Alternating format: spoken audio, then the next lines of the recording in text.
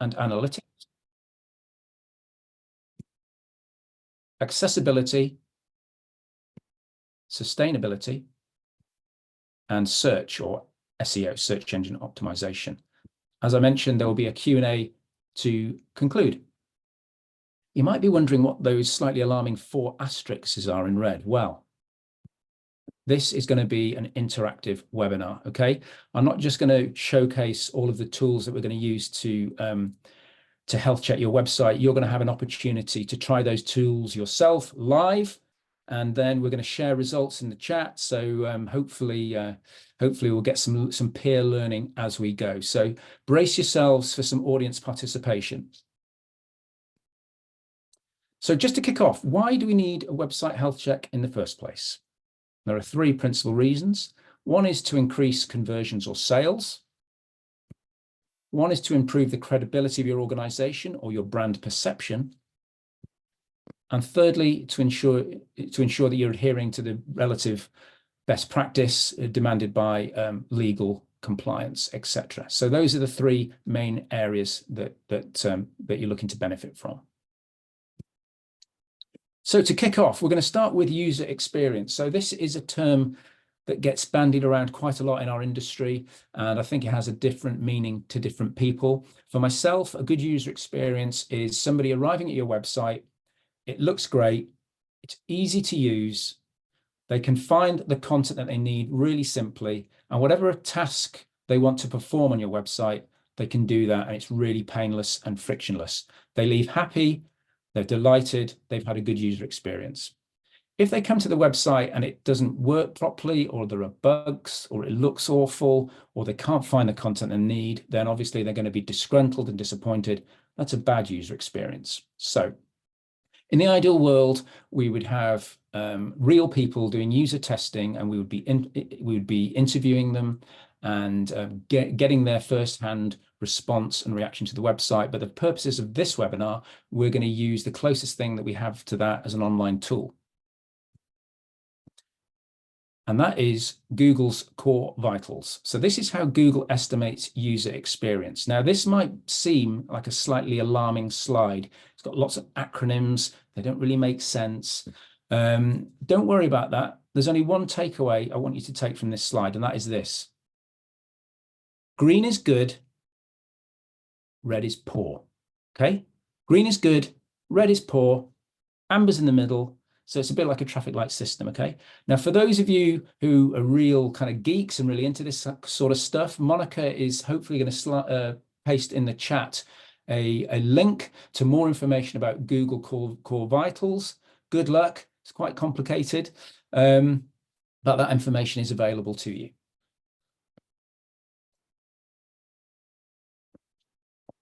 Okay, so we're going to use a tool called Page Speed Insights. Now, just to dampen your enthusiasm, please don't race off and try and find this tool and start playing with it. Just wait for a moment, because we've built in some time for you to do that at the end of this chapter, okay? So I'm just going to walk you through the tool, and then you're completely empowered to understand the results, okay? These tools are really, really simple to use. So you just enter your website URL or web address into the bar, into the field, and you click Analyze, okay? Hold fire on doing that yourselves for a moment.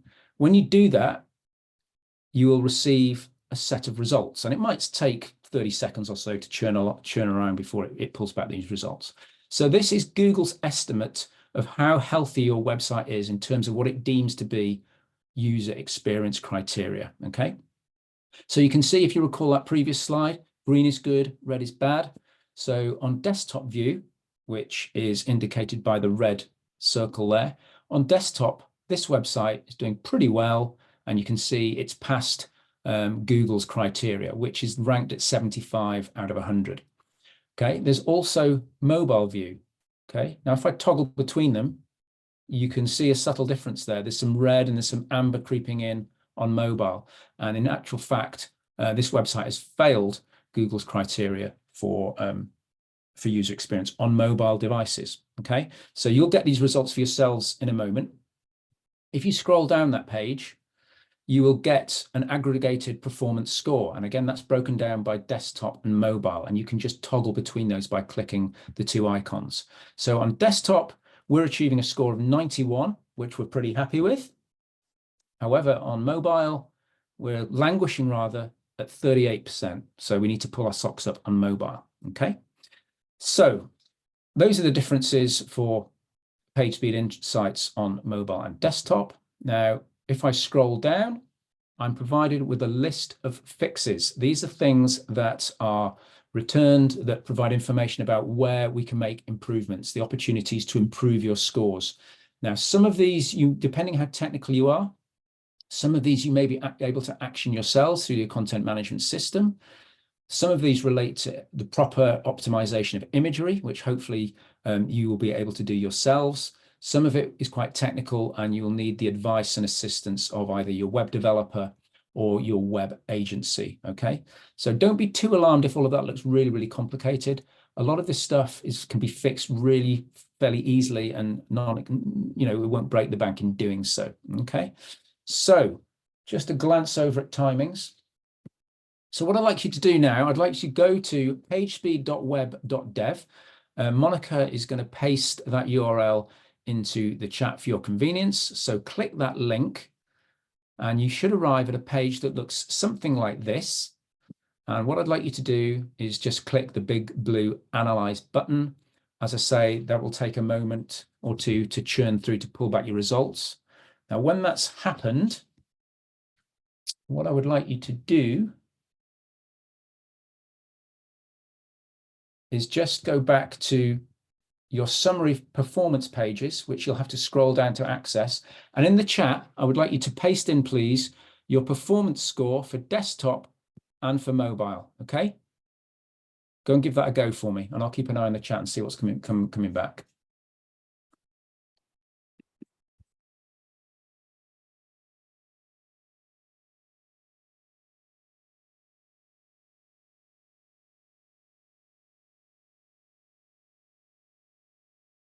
Okay, a few results coming in.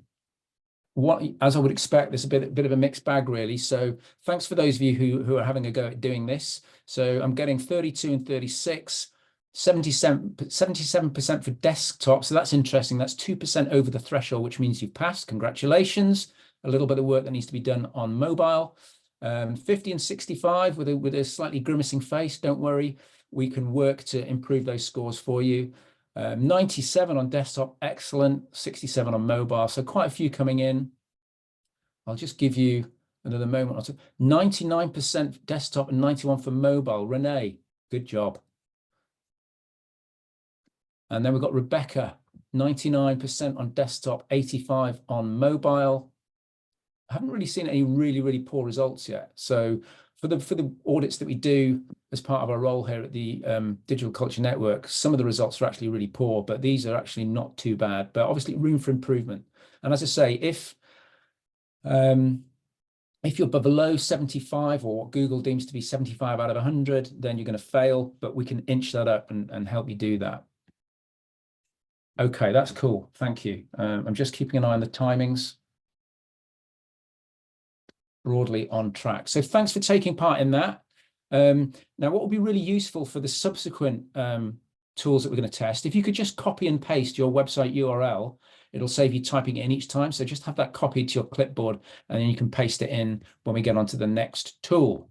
Okay, so that's user experience covered off. Okay, so that tool can highlight a lot of the issues and gives you the opportunity to fix those yourselves or to have a word with your supplier to go ahead and fix those. Okay, we're going to move on to the second tool, which is around cookies and analytics. So this is really the domain of my colleague, James Akers. Some of you may have had a call with James previously. He's a bit of a genius when it comes to analytics, cookies and data. So I hope I do him proud on this little demo. So as we browse the internet, I'm sure we've all come across pop-up notices like this. They're slightly intrusive, a bit of an annoyance, but yeah, we need to accept them or not, as the case may be. So we're very familiar with those. Just to explain what a cookie is, actually, for those of you who aren't sure. So a cookie is a tiny file that gets written to your browser or to your device at the point, and this is crucial, at the point that you accept cookies. So if you're on a website and you click, I'm okay with cookies, at that point, and not before that point, that cookie should be dropped on your machine. And that allows the website owner to track your movement on the pages and gives them insights into your behaviors, which helps them make their website a better experience. It also provides permission for things like advertising, etc. So that's a summary of what a cookie is. So there's a tool for this. And again, there's some time baked into this at the end of this chapter. So don't feel you have to go and Google this at the moment, because we'll be providing a link. And as an example, Fairfield Halls in Croydon, who are running Beauty and the Beast this Easter. So if any of you are in South London, something to consider. They are exemplary in the way that they handle cookies, and I shall demonstrate that in a moment. So by using this tool, again, the drill is you put in your website address, you click Find Cookies, and it pulls back a page something like this. Now, Fairfield Halls in Croydon have done a very, very good job, because there are 0 cookies dropped on their user's device or browser. So nothing's being done prematurely. Okay, so they're doing everything by the book. They're complying with GDPR and data privacy laws, etc. So they get a big green tick. Spare Tire Theatre. We did a website audit for them earlier this year, and they very kindly allowed us to use them as a bit of a guinea pig in this presentation. So Spare Tire Theatre, what I'm going to do, exactly the same process. We enter in their web address and we click Find Cookies. And in this instance, you can see 5 cookies have been dropped prematurely, i.e. before I have given my explicit permission to have cookies dropped on my device. So strictly speaking, they're not as compliant as they could be. Now, this isn't that uncommon, so don't be slightly alarmed, but obviously that's something we need to try and put right. Now, when you get this report, you can scroll down. We're going to have to give them a cross. Sorry, guys. We're going to scroll down, and it gives us a list of the cookies that are installed prematurely. So you can see a lot of it's to do with analytics, and also the content management system is by default dropping a cookie in advance of really being allowed to do so. So over to you. What I would like you to do, Monica, would you share the link in the chat, please? We are going to www.cookieserve.com. You'll see a page that looks something like this. Paste your website URL into that field, or type it if you prefer, and click Find Cookies. And then in the chat, what I would like you to do, please, is paste in the number of cookies that appear in this result. So gold star if you've got 0. Bit of work to do if you've got a number in that box there. So I'm going over to you for a minute, and I will take a moment to have a glug of squash.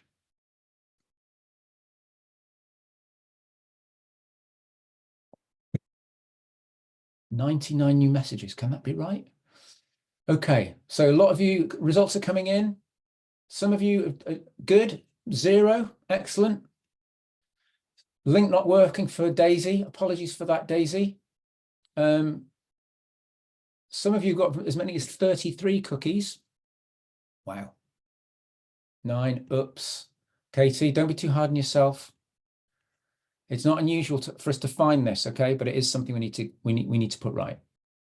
Doesn't work for me. Apologies for that. Not quite sure why that would be. If you want to give that another go, this is the address you need to be going to. It's www.cookieserve.com, and then paste your website address into the field and click Find Cookies. Great to see so many of you interacting with this. 36 new messages. You are absolutely loving this. Fantastic. So the vast majority, I would say, are not at this point compliant. Some of you have got 0, so good job. The good news is that this is something that can be fixed reasonably easily. If you're using a cookie service, it just needs to be changed within its configuration. If you need assistance with that, or that sounds quite complicated, then you need to speak to James, who is part of our team, and he can put this right for you. Alternatively, you can speak to your web developer and say, how come we're dropping cookies prematurely on our websites? That doesn't comply with GDPR, right? And they should blush slightly and hopefully not charge you for putting that right. Okay, thanks everyone for taking part in that. Now you've all worked really hard, so I'm going to give you a bit of a breather at this point. Let me just keep an eye on timings. Not too bad. You can sit back for a moment. I'm just going to show you one other tool which is really useful, but this is not interactive. And this is a tool that I use all the time when I'm doing website audits for organizations or artists that we support. And that is called builtwith.com. It's exactly the same process. You pop in your website address, you click lookup, and thanks to our friends at Thackeray Museum of Medicine, who have agreed for us to feature them in this webinar presentation. It pulls back when you run the tool, it pulls back lots and lots of really, really interesting information about the technical behind the scenes stuff that makes up your website. So you can see I'm using a free account here, and it's giving me lots of really interesting information about my technology profile. So I can see that analytics and tracking is in place. I'm running, there seems to be 2 versions of analytics running, Classic and GA4. Also, ad tracking is in place. When I scroll down the page a wee bit, it's pulling back any pixels that I'm having on the page, which is allowing me to track and serve campaigns and advertising, etc.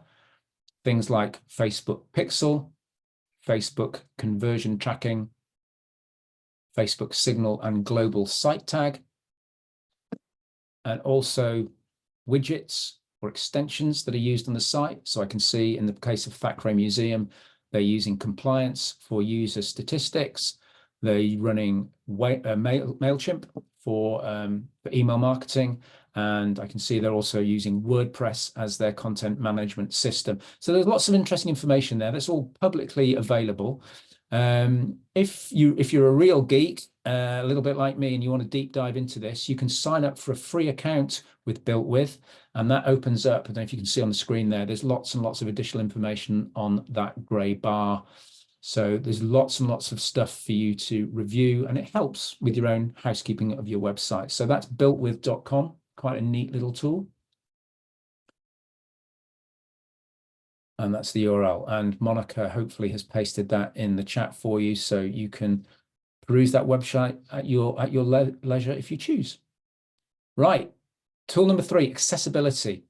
So this is obviously something which we want to get right. We want to make our websites as accessible as they can be, so they're available to as wide and diverse number of users as we can possibly accommodate for.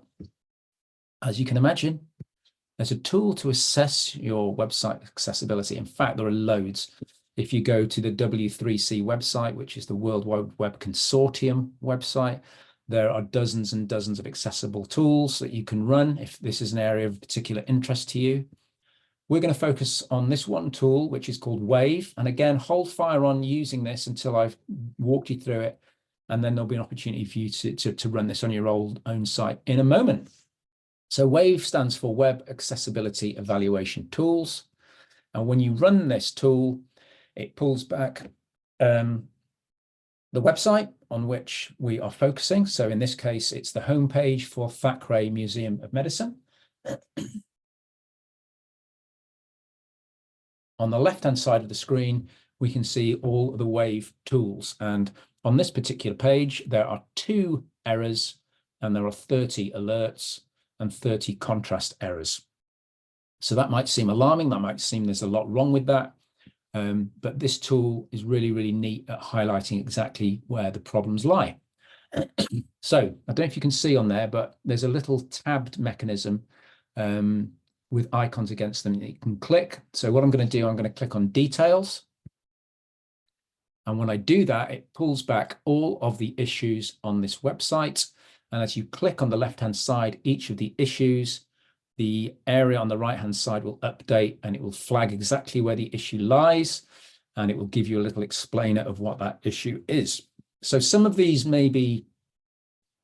issues may well require the assistance of somebody technical. And if that's not you, it might be a call into your supplier, your web developer, designer, or agency. But there's a lot of stuff in here that you can put right yourselves using your content management system. So this example here, which is highlighted in red, this is where an area of text within the page, which you will You'll be using your content management system, which might be WordPress or another. So if you're styling text using a heading style, then that is an accessibility no-no. So here you can see there are 1, 2, 3, 4, 5, 6, 7. There's 8 of those on this page alone. So the owner of this website can go into WordPress and they can find these pages and they can just change the styling of that text to make sure that it's not a heading. And lo and behold, a lot of those alerts and errors should disappear. So a lot of stuff there that you can do yourselves. And obviously in the ideal world, we would have no errors and no contrast errors and no alerts. So yeah, it's something we can work on incrementally over time. So it's your turn. What I'd like you to do, Monica, could you paste this link into the chat, please? If you go to www.wave.webaim.org, you will see a page something like this. Paste your website address into the field and then click the little arrow or press return, and then you will get your result back. I should say this tool is working on a single page only, so you can test it on your home page, I suggest, but you can test it on additional pages if you want to. What I'd like you to do in the chat is just on the summary report, just type into the chat the number of errors you're getting and the number of alerts. So the number of errors, number of alerts. Over to you.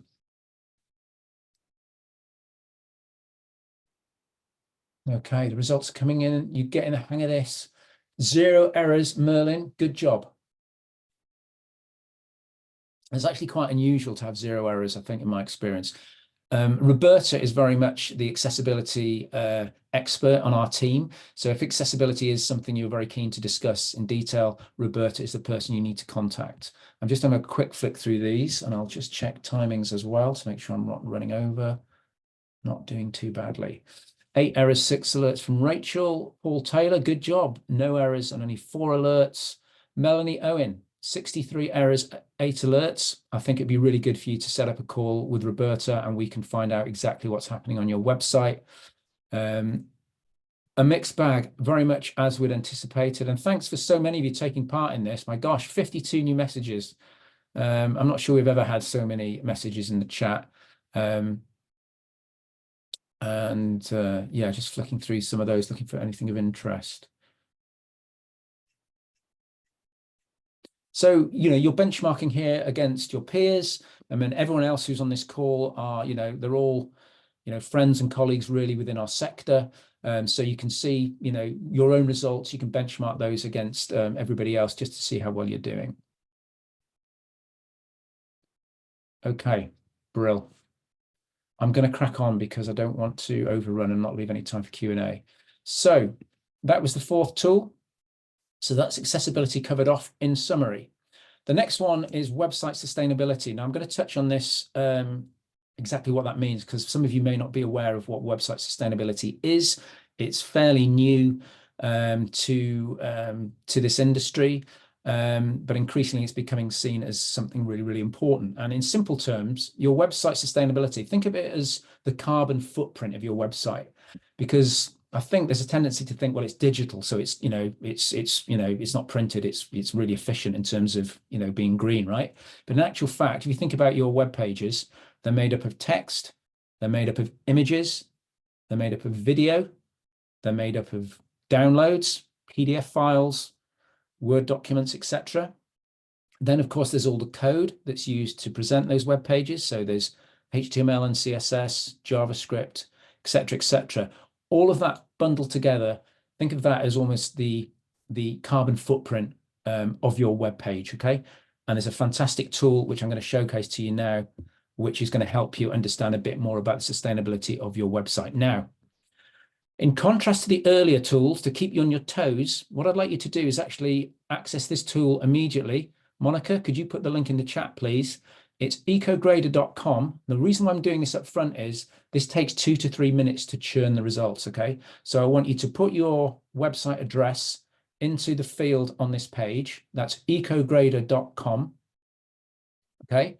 Click submit, and then you'll probably get a screen with a dial with a percentage and telling you how long it's going to take or what percentage is done. So you can just leave that to churn away in the background. So I'll just give you a minute to do that because I want to include as many people as possible. So that's ecograder.com. Put your URL in the field, click submit, and leave that churn in the background. I'm going to talk you through the results you're going to get back so you can understand them. Okay. I'm going to use Old Courts Theatre in Wigan. Many thanks to them for allowing us to include them in this presentation. So I've run this report for the Old Courts in Wigan. So we did a website audit for them back in January. So the report pulls back, to start with, an overall summary score. So for Old Courts, they've got 49 out of 100. Beside that, you can see there's a scoring called emissions, which is 11.75. So please don't put this in the Q&A to ask how they've calculated that, because I haven't got any clue. I know it's clever algorithms and stuff. But in theory, there are 11.75 grams of carbon dioxide burned every time this homepage is served. So it's quite eye-watering, really. There are three main criteria that EcoGrader uses to gauge its scoring. So that is page weight. So that's what I described earlier, all of those elements that are used to make up your page. There's what they call UX design, which is things like accessibility and best practices. And then there's also green hosting. So I can see for this client, they're hosted with a green eco-friendly provider. So that's really, really good. But obviously there's some work to do on their page weight and their UX design. So if I scroll down the page a wee bit, where is that 37.84 megabytes used? On the left, you can see there's a little graphic, which is probably familiar to you if you've ever bought white goods like a dishwasher or a washing machine, etc. It's an eco grading for that product. It's exactly the same principle for this website. So they've achieved a score of E. And I imagine many of you will also get a score of E. Don't be too downhearted, because the authors of this tool are quite stringent in standards on website sustainability. So, you know, it's something they're very passionate about, and quite rightly. But quite often we will see D and E's when we come to do website audits. But let's just deep dive into the page weight on this page. I'm going to zoom in on this little graphic here. So you can see the majority of the page weight on this is given over to media. And that is because on their webpage, they've got this beautifully shot, wonderfully edited video. However, the way that it's implemented on the webpage is causing this really, really high score. So the majority of the page weight is given over to that video. So that's something they can look at, maybe a different way of buffering that video. Imagery takes up 1.21 megabytes.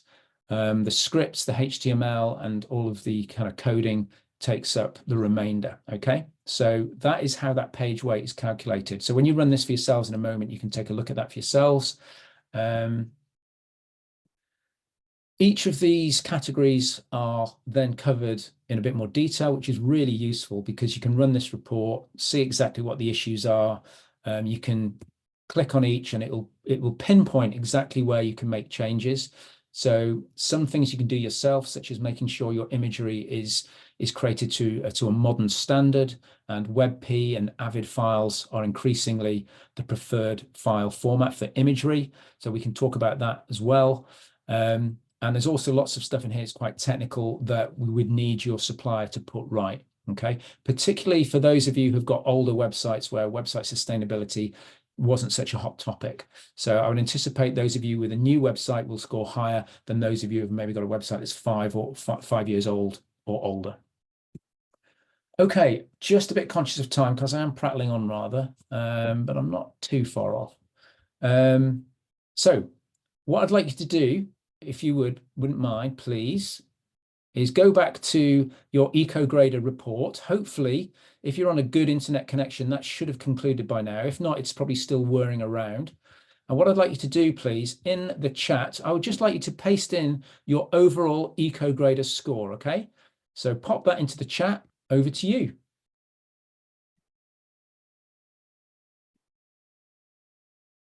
Got stuck on 14%. That can happen on occasion. Apologies for that. A lot of that is down to the way that your website is built. So if it's getting stuck, that suggests there's something behind the scenes on your website that needs to be corrected. Okay, so make a note. Many of you are stuck on 14%. Has anybody got beyond 14%? 56%. It might just be slow. So if it gets stuck on 14, don't refresh the page. Just have a bit more patience. I'll give you a minute or so to bear with this. If you've done that, it might be worth just running that report again.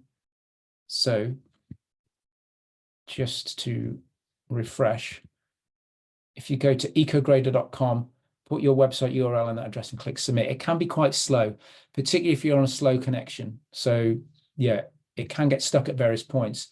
It might just churn on beyond 14%. So stick with it. I've been stuck on 14% for about 5 minutes, Dan. Sorry, Dan.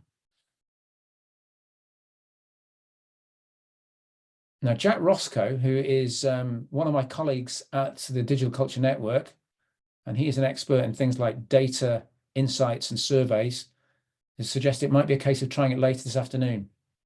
Now, I don't know if that's a coded message for me to get on with things, but okay, I can see that's churning away. Anyway, I've explained the tool to you. So, if we overrun on time, you can come back to that. But yeah, it can take a couple of minutes for that tool to churn away. But it's a great tool if you can get it to work. Let's just kind of leave it at that. Okay, we're at 35 minutes, so I'm not doing too badly. The next section is going to be on search. Now, I'm slightly anxious about this section because Monica, my buddy today, this is her specialism. So I don't want to make her cross if I get this wrong. But again, for search, there isn't a tool that you need to use, so you can relax, sit back, and just absorb the information I'm going to try and impart. So if organic search is important to you, and organic search, as I'm sure you're aware, is the traffic that's generated through people searching on Google. Okay, so that's the distinction for organic search, as opposed to paid search, which is where you're paying for campaigns and advertising to get you placement on those search results pages. So this is really around organic search. And we're going to use a tool called Google Search Console. Now, it's a great tool and it has a lot more besides search. It's a really good tool for general housekeeping on your website. It can flag issues. It can flag up if there are broken links, etc. So it's a really, really good tool to install or to get your supplier to install for you. It's fairly straightforward. You just need to have a Google account for your organization. And then once you've done that, you need to put a little bit of code on your website, and then you can log in and see all of the reporting. This is what the login page looks like. And you will get a list of websites that you have ownership of on the left-hand side. It might well be that you just have a single website. So you select that website, and it pulls back a dashboard, which I'm sure if you've used Google Analytics or GA4, you'll be familiar with the styling of it. In this instance here, I've clicked on search results from the left-hand menu, and you can see going back 3 months, this is our traffic. So we've got close to 6,000 clicks and 1.2 million page impressions. So what I want to focus on within this tool, just two things. Firstly is, what keywords are we ranking for site-wide? And also, what keywords are we ranking for a specific piece of content? Those of you who are familiar with SEO, search engine optimization, will know that you should try to optimize your content to be effective for the keywords that you are looking to attract. Okay, so we're going to look at queries. So I'm just going to highlight that on the next slide. So I've just scrolled down a wee bit there. So these are the queries for our own website. Okay, so this is for the Digital Culture Network. Now that's the name of our organization. So as you would expect, we have got top position. Our average position is shown in red on the right-hand side, if you can see that. So we're at average position 1. If you look at this for your own organization, you should have your organization name at the top of these results. If you don't, then you need to speak to Monica. It means there's something fundamentally flawed with your website that I'm sure she can help you to resolve. You might find also there will be lots and lots of variations of your website. So, for example, the Thackeray Museum example that I showed earlier, that will have Thackeray Museum Leeds, Thackeray Museum of Medicine, etc. So they should all be present in that keyword result, and that's site-wide, okay? The next thing I'm going to look at is keywords that you're being ranked for specific to an individual page. So there's a Pages tab within this software, just click on pages. You'll get an exhaustive list of all the pages on your website. So I'm going to select this one, which is an article in our Knowledge Hub, which is also all about what's a social media pixel and what do they do. So this is, these are, that box that's highlighted in red, those are all the key words or phrases that we are ranking for this article, okay? And you can run this and look at this report for all of your own pages. What you should see in the ideal world are a number of phrases and keywords that relate to the content in your article, okay? Now, if you're hoping that article is going to rank for keywords that aren't present, then you need to do some work on that article to make sure that they start to appear in this report. Have a chat with Monica if you need any assistance around search engine optimization. And that, as I say, is Google Search Console. That concludes the 5 tools and me talking at you, but please don't go away because we have allocated some time for Q&A, but just want to summarize the next steps, okay? Because some of you might be thinking, well, some of these tools are quite complicated. Let's just summarize the next steps. What you can do. First of all, make a note of all of these tools and run them on your own website, okay? Secondly, look at the results of those reports. Even some of it might seem quite technical. You can ignore that. Try and identify any fixes that you can do yourselves through your content management system, okay? The accessibility example earlier, where we saw that text was being styled as a heading. That's a really, really nice quick win for you to fix. If there's imagery on your website which are too big, it's going to affect your performance. That's going to be flagged up on some of the tools that I've demonstrated today. Again, you can re-optimize those images and re-upload them, and those are a couple of quick fixes for you. Also discuss the results with your supplier. Some of this is a bit technical, and they will need a higher level of access to put those fixes right. But with a combination of yourselves and your supplier, you can work to improve your scores and to basically improve the health of your website, which is what this webinar is ultimately all about. On the subject of images, one further tool to show you. Monica, would you mind pasting this link in the chat, please? So this is shortpixel.com. This is a really, really neat tool for you to optimize your images and to crunch them down and make them as small as they can be, which benefits speed, user experience, sustainability, and also your Google rankings to a small degree. So make sure that you're optimizing all your images properly. If you're running a blog or a news section and you're out and about taking photos on your iPhone or on your Android device, they're really, really large. So you need to optimize them before you upload them to your website. Okay. So a little bit about that website audit team. As I say, we do audits for organizations, and I need to rope in my colleagues. So that's James, who looks after cookie data and analytics, Roberta, who looks after accessibility, and Monica, who looks after search.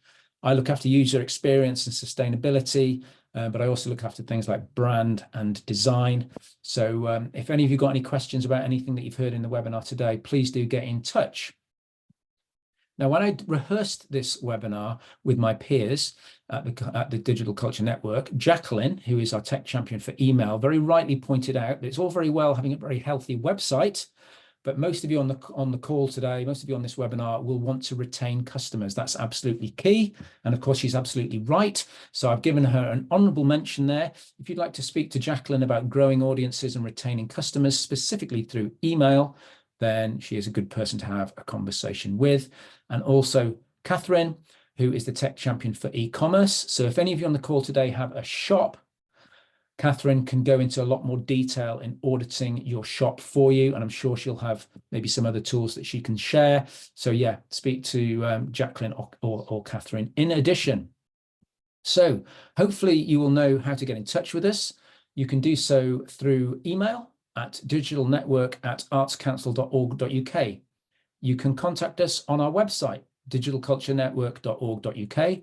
Do have a look at our Knowledge Hub, because all of the webinars that we've done in the past, including this one, is available on that website. The platform formerly known as Twitter, we are at ACE_DCN, and we're also active on LinkedIn and on YouTube. So yeah, do please follow us.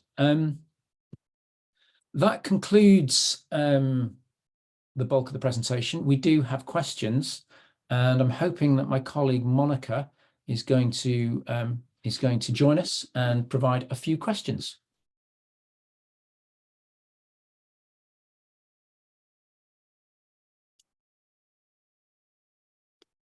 Sorry, I went speechless for a moment. Hi, Monica. No problem. First of all, how did I get on with the SEO stuff? Was it a load of old nonsense, or was I broadly on? No, it wasn't. It was, yeah, I think it was a very good place to start. And obviously, if you want to build upon it, then, you know, I'm here to help. Brilliant. So yeah, we had loads of different questions, but they do kind of circle around certain topics. Okay. The first one is that there have been quite many questions about cookies. Okay. So for example, if you could maybe sort of repeat what the cookie number means, and the questions were like if they are necessary. So it comes up that the 6 cookies are necessary. Is a necessary cookie a bad cookie? And also, do cookies slow the website down? Okay, well, I don't believe cookies particularly slow the website down, although if you're running lots and lots of scripts that are allowed by those cookies, then yeah, there may be an impact on website speed. I will confess, cookies and analytics is very much the domain of my colleague James, so he's really in a much better position to answer those questions. And you can contact him directly via our website. But what I will say is that, just to reiterate, if this wasn't made clear, at the point that you opt into receiving cookies when you see the cookie alert, so anything like that, at that point, no cookies whatsoever should be dropped on your website. Okay, it's only at the point that you accept or click yes or I'm okay with that. It's only at that point that the cookie, which is these tiny files, as I say, get dropped on your browser or on your device. So yeah. Hopefully that's summarized it. I'm not sure I made the distinction in that between, was it functionality cookies, Monica? Necessary cookies. Necessary cookies. Even necessary cookies shouldn't be dropped until you've accepted it. I believe I'm right in saying that, but don't quote me. James really is the go-to guy for that. Okay. Are we ready for the next one? Go for it. Is it easy to fix things if our websites are hosted on Squarespace or Wix? Obviously, not everybody uses WordPress. Yeah, no, it's a really, really good question. So the difference between Wix and Squarespace and say WordPress is they are kind of a platform as a service. So what that means is that the software is continually being updated in the background, and improvements and configurations are happening in the background.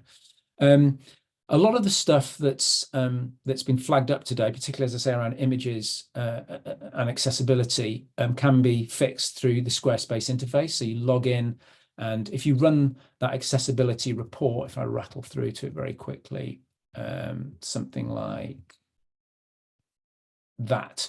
So this report here on the left is flagging stuff up. And again, it's a case of just highlighting, looking what the issue is, and then logging into your Squarespace or your Wix account, finding the issue, and then having a go at fixing it. So if I go forward one screen, you can see one slide, you can see text appears to be a heading, but is not a heading element. So in Squarespace, as would be the case within WordPress, if you've got a heading style set up and you put that heading style against some body copy, some content, and it's strictly speaking not a heading, then this Wave tool will flag that up. So there is stuff that you can fix in Squarespace and in Wix, and indeed any other content management system.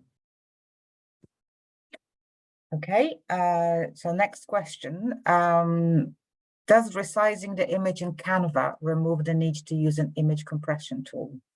That's a really good question. Canva, I know, is massively popular. I'm afraid I'm slightly old school and I use Adobe products like Photoshop, so I'm not really au fait with Canva, but I would imagine, I have dabbled with it, I would imagine that there is an export function within Canva which allows you to optimize your imagery. It might automatically do that, but again, it's probably a case of just looking at your export options within Canva and just making sure that they are configured correctly. I mean, if you're preparing an image which on screen is going to be quite small, then create it quite small in Canva. So, let's say it has to be 400 pixels square. Don't have it 1200 pixels square in Canva, because you run the risk of your content management system trying to compress that down to the 400 pixels. But in actual fact, all of the image data is still present, if that makes sense. So try to, as a rule of thumb, try and prepare your images at the approximate size that they're going to appear on your website. Okay. So we're Note to moving self, to the get next. to grips with Canva. So we're moving to the next tool, builtwith.com.